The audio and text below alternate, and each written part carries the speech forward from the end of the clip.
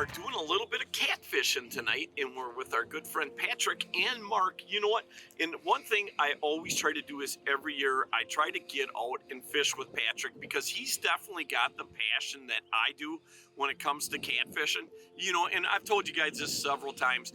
Something about catfishing is I started this one with my dad when I was knee-high to a grasshopper, and I've always been really passionate about it because, you know what, cats are very cool to catch. They're plentiful, and they're not bad eating at all, but I love the way that they battle. I love that the way that they bite. Some of them just tap tap like kind of a perch would do. Other ones just absolutely throttle it. So you want to try to keep most of your rods in rod holders, otherwise you're probably going to lose a few for sure. Patrick has got a little bit different rig than I typically use, and he got me kind of started on this a couple years ago. And basically what he's got here is that this is our leader line here using a circle hook, but he's got a slider for the sinker, and it works out really good. And what else he likes to do on his rig he's got here, he puts a snap on there, because it all depends on the spot that we're in as far as what kind of weight you're going to have. Like, you don't want a sinker that's so heavy that when that cat grabs it, you can't move the line around, even though it does slide. And the other part, you don't want it where it's too light, where it actually you can't achieve that bottom contact. So, you know, there's a variable there, and he just makes it so much easier. He's using really good swivels, as you guys can see. These are really good ball bearing swivels, and they help slide that sinker, and they turn real easy too. So that makes a big difference too.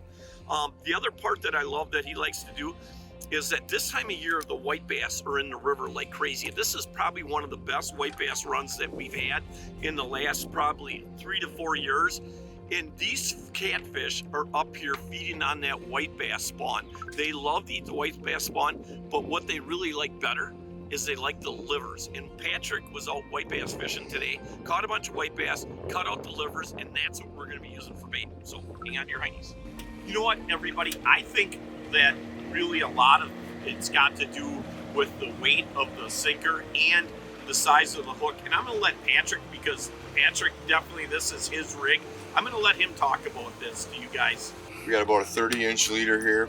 Notice we're using very small hooks. This is a number 1 circle hook, Diachi, just because they've never let me down. Now, small hook, small bait. That's a whole white bass liver. 1, you don't want this sack on there, because the catfish will taste it if it's bitter. You're just gonna thread that on there. Leave the point of the circle hook out, just that little bit. So when they grab it and run, the circle hook's gonna pull right to the corner of their mouth and set the hook for themselves. Watch and see.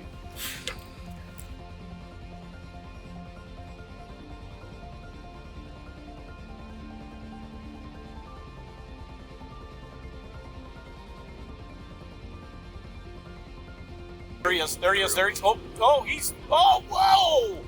Woo-hoo-hoo-hoo! Nice. Now I don't have the patience to let him just sit there and just whale that thing. Hey, now typically it's the inside rods that go, but now, tonight, it's the outside rods. It's always the outside rods. I know, until it gets dark. Yeah, hey, Channel Cop. Whoa. See, that's what I love. They're good fighters. I love the roll. Do the catfish roll. The catfish.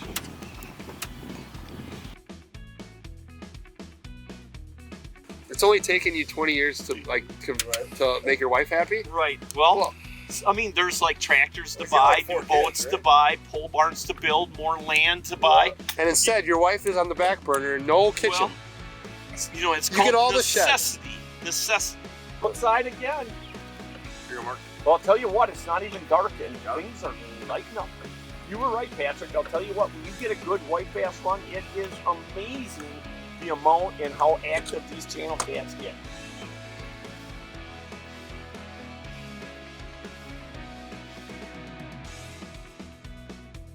Take a little bit. Mark is our official catfish winder. Ooh, that's another nice one. So now that the fish is here, you want to focus on the fish. job.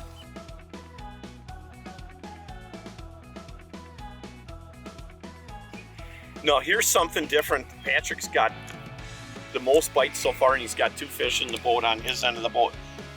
Little things make a big difference. I was using the whole liver. Patrick's just using half of the liver. Small profile, bigger fish, and all the fish really just slam it. I put one catfish. Oh, I didn't know.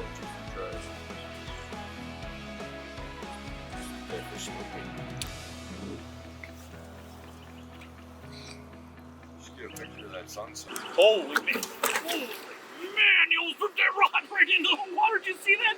I better tighten that rod holder down a little bit. Holy jamolies.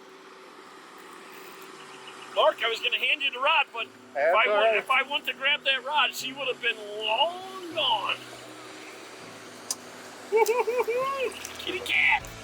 Now, who would not want to come out and do this? You absolutely got to be crazy. You want to get your kids involved in catching fish? Definitely take them out catfishing. Nice job, Patrick. Hold that critter up there.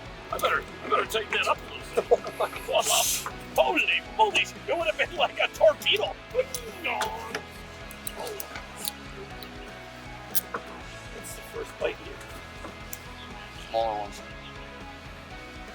Smaller baits. Look at cats. Look at cats. Holy. Make sure that rod holder's tight. I hate to see you lose a rod like I almost did. Got some drag going on. A little bit bigger.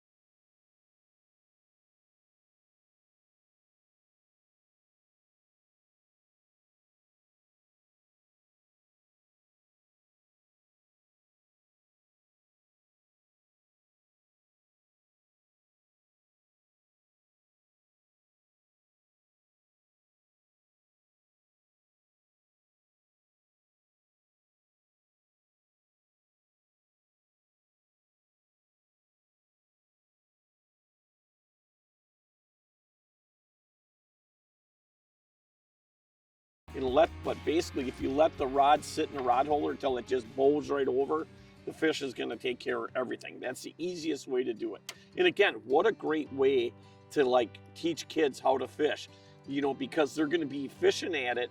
And the big thing is that really trying to find a location where the fish are at is not that hard. These fish do, especially once it starts getting dark like this, they're going to move up out of these deep holes and start working these flats, and that's where we're at right now. Oh, it is? Yeah.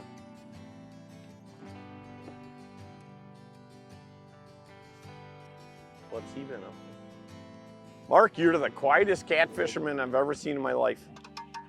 Just prove on this, the power. Feel like another good one? Oh yeah. There you go. Not as big, but still a good fish. Nice. Nice, nice, nice. Cat, another cat. Nice. Good eater, another good eater. How do they look in there? Happy.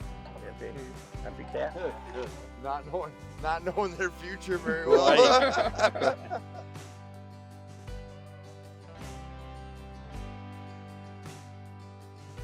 Cast iron fly.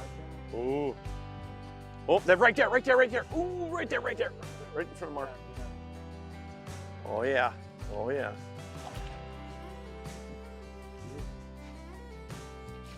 Nice. Open bail.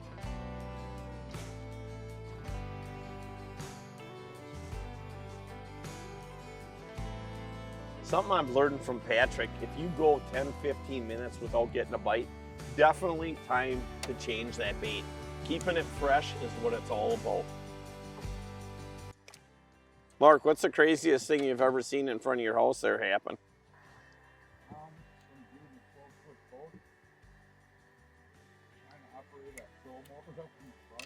Really? Hey, the key is when they stop biting, when it comes to catfishing, time to move. So we're gonna head up and fish a little bit different bend and see if we can get on them. And that is the other part. When you're hitting a spot, you give it 15 minutes. If you don't get bit, definitely move to the next spot. And a lot of times you only have to move, 200, 300, 400 yards and back on.